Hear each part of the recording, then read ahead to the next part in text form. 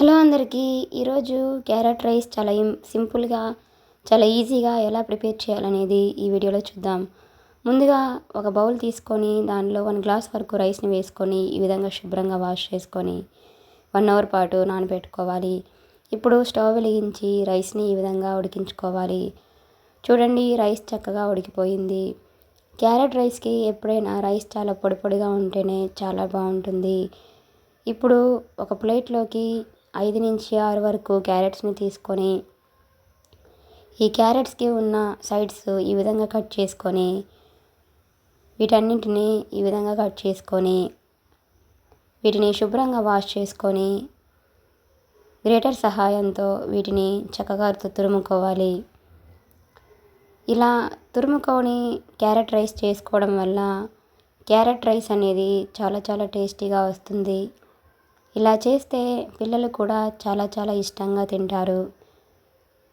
చూడండి, ఇప్పుడు గ్రేటర్ సహాయంతో ఈ విధంగా చక్కగా వీటిని తురుముకోవాలి. ఇలా తురుముకున్న వీటన్నింటినీ కొద్దిసేపు పక్కన ఉంచుకోవాలి. ఈ వీడియో కనుక మీకు నచ్చినట్లయితే ఒక లైక్ కొట్టండి. ఈ క్యారెట్ రైస్ ఆరోగ్యానికి చాలా మంచిదండి. పిల్లలు ఇలా చేసి పెడితే చాలా ఇష్టంగా కూడా తింటారు. అలాగే లంచ్ బాక్సుల్లోకి కూడా పిల్లలు ఈజీగా క్యారీ చేయడానికి చాలా బాగుంటుంది. ఈ వీడియో కనుక మీకు నచ్చినట్లయితే ఒక లైక్ కొట్టండి. ఈ విధంగా క్యారెట్ తురుముని ఇలా తురిమేసుకొని పక్కన ఉంచుకోవాలి. ఇప్పుడు ఇందాక మనం రైస్ ఉడికించుకున్నాం కదా, దానిలోకి 1 స్పూన్ వరకు ఆయిల్ వేసుకొని 1 నిమిషం పాటు అలా ఉంచేసుకోండి. ఇలా ఉంచుకోవడం వల్ల రైస్ అనేది చాలా పొడిగా వస్తుంది. ఇప్పుడు ఒక ప్లేట్లోకి 2 ఆనియన్స్, అలాగే ఒక పచ్చిమిర్చి, కొంచెం కరివేపాకు తీసుకోండి. ఇప్పుడు ఈ ఆనియన్స్ని ఇలా సన్నగా పొడవుగా కట్ చేసుకోండి. మీకు స్పైసీనెస్ కొంచెం ఎక్కువ తినే వాళ్ళైతే పచ్చిమిర్చి ఇంకా 3-4 కూడా వేసుకోవచ్చు. ఇప్పుడు స్టవ్ వెలిగించి ఒక కడాయి పెట్టుకొని దానిలో 3 టేబుల్ స్పూన్స్ వరకు ఆయిల్ వేసుకొని, మీరు ఈ ప్లేస్లో ఆయిల్ కాకుండా గీ కూడా వేసుకోవచ్చు. ఇలా ఆయిల్ బాగా హీట్ అయిన తర్వాత దీనిలో ఒక బిర్యానీ ఆకు, 2 ఇలాచి, 2 లవంగాలు, ఒక దాల్చిన చెక్క కూడా వేసుకొని వీటన్నింటినీ బాగా ఫ్రై చేసుకోండి. ఇలా ఫ్రై చేసుకున్న తర్వాత దీనిలో సన్నగా పొడవుగా కట్ చేసి పెట్టుకున్న ఉల్లిపాయలు, అలాగే పచ్చిమిర్చి కూడా వేసుకొని ఈ ఉల్లిపాయల్ని గోల్డ్ కలర్ వచ్చేంత వరకు బాగా ఫ్రై చేసుకోవాలి. ఈ క్యారెట్ రైస్ చాలా టేస్టీగా ఉంటుందండి. మీరు కూడా తప్పకుండా ట్రై చేయండి. ఇలా ఉల్లిపాయలు ఈ విధంగా ఫ్రై అయిన తర్వాత దీనిలో కొంచెం కరివేపాకు కూడా వేసుకొని వీటిని బాగా మిక్సింగ్ చేసుకోవాలి. ఈ కరివేపాకు కొంచెం ఫ్రై అయిన తర్వాత దీనిలో 1/4 టీ స్పూన్ పసుపు కూడా వేసుకొని ఒకసారి బాగా కలుపుకోండి. ఇప్పుడు దీనిలో మనం ముందుగా తురిమి ఉంచుకున్న క్యారెట్ తురుమును కూడా వేసుకొని లో ఫ్లేమ్లో ఉంచుకొని ఈ క్యారెట్ని బాగా మగ్గనివ్వండి. ఈ క్యారెట్ తురుము ఎంత బాగా మగ్గితే క్యారెట్ రైస్ కూడా అంత టేస్టీగా వస్తుంది.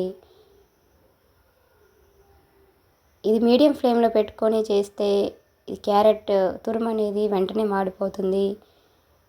సో అందుకనే లో ఫ్లేమ్లో ఉంచుకొని ఈ క్యారెట్స్ని బాగా మగ్గించండి. ఇలా క్యారెట్ తురుము ఈ విధంగా లైట్గా ఫ్రై అయిన తర్వాత దీనిలో 1/4 టీ స్పూన్ అల్లం వెల్లుల్లి పేస్ట్, రైస్ ఉడికించుకునేటప్పుడు ఆల్రెడీ మనం సాల్ట్ వేసి ఉడికించుకున్నాం కాబట్టి దీనిలో టేస్ట్కి తగ్గట్టుగా సాల్ట్ వేసుకొని, అలాగే 1 స్పూన్ కారం, 1/2 టీ స్పూన్ ధనియాల పొడి, 1/4 టీ స్పూన్ మిరియాల పొడి, అలాగే 1/4 టీ స్పూన్ గరం మసాలా కూడా వేసుకొని ఈ మసాలాలన్నింటినీ ఈ క్యారెట్ తురుముకి పట్టేలాగా బాగా కలుపుకోండి. ఈ మసాలాలన్నింటినీ క్యారెట్ తురుముకి ఇలా పట్టితే క్యారెట్ రైస్ అనేది చాలా టేస్టీగా ఉంటుంది. ఇలా మసాలాలన్నింటినీ క్యారెట్ రైస్కి పట్టేలాగా బాగా కలుపుకున్న తర్వాత ఈ మసాలాలన్నింటినీ కొద్దిసేపు ఫ్రై అవ్వనివ్వండి. ఈ వీడియో కనుక మీకు నచ్చినట్లయితే ఒక లైక్ కొట్టండి. చూడండి, ఇలా క్యారెట్ తురుము ఇలా పూర్తిగా మగ్గిపోయింది. ఇప్పుడు దీనిలో ముందుగా మనం ఉడికించి ఉంచుకున్న రైస్ని కూడా ఈ విధంగా వేసుకొని ఒకసారి బాగా కలుపుకొని ఈ క్యారెట్ తురుమంతా రైస్కి పట్టేలాగా ఒకసారి బాగా కలుపుకొని ఒక 2 నిమిషాల పాటు ఉంచేసి స్టవ్ ఆఫ్ చేసుకోవాలి. ఇలా రెడీ అయిన క్యారెట్ రైస్ని స్టవ్ నుంచి కిందకి దించేసి ఒక బౌల్లోకి తీసుకుంటే ఎంతో ఈజీగా ఎంతో టేస్టీగా ఉండే క్యారెట్ రైస్ రెడీ అయిపోయినట్లే. Please subscribe my channel, like, share and comment. మరిన్ని మంచి వీడియోస్ కోసం మన ఛానల్ని సబ్స్క్రైబ్ చేసుకోండి. ఈ వీడియో కనుక మీకు నచ్చినట్లయితే ఒక లైక్ కొట్టండి. Thanks for watching. ఈ క్యారెట్ రైస్ చాలా చాలా టేస్టీగా ఉంటుంది. మీరు కూడా తప్పకుండా ట్రై చేయండి.